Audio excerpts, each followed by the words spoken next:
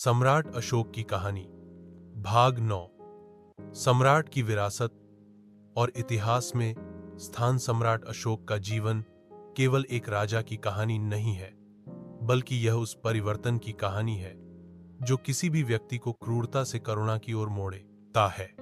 उनके जीवन का अंतिम भाग उनकी महान विरासत को दर्शाता है, एक ऐसा शासक जो युद्ध की राख से उठकर शांति और धर्म का प्रकाश बन गया।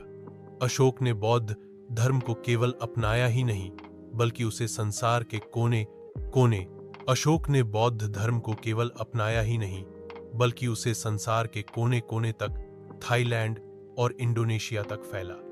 उनके बेटे महेंद्र और बेटी संघमित्रा ने श्रीलंका में धर्म प्रचार किया और वहां आज भी बौद्ध संस्कार। अशोक ने अपने विचारों और आदेशों को पत्थरों पर खुदवाकर लोगों तक पहुंचाया।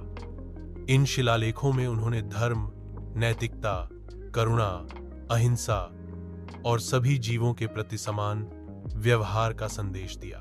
आज भी भारत के अनेक राज्यों में अशोक के शिलालेख और स्तंभ मौजूद हैं। सबसे प्रसिद्ध स्तंभ सारनाथ का सिंह स्तंभ है, जिसे भारत सरकार ने राष्ट्रीय प्रतीक के रूप में अपनाया है।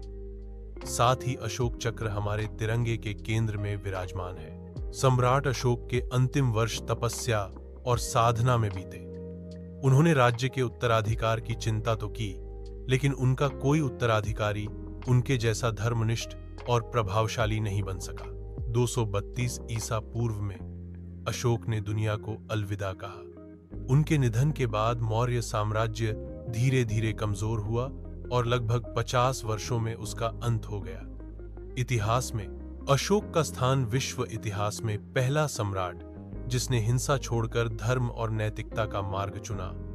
भारत का बौद्ध सम्राट जिसकी नीतियां आज भी प्रेरणा देती हैं। वह राजा जिसने धर्म को राजनीतिक हथिया। सम्राट अशोक हमें यह सिखाती है कि सच्चा सम्राट वही है जो अपने मन को जीत ले। कलिंग का विजेता एक दिन संसार को धर्म का संदेश देने वाला बन गया।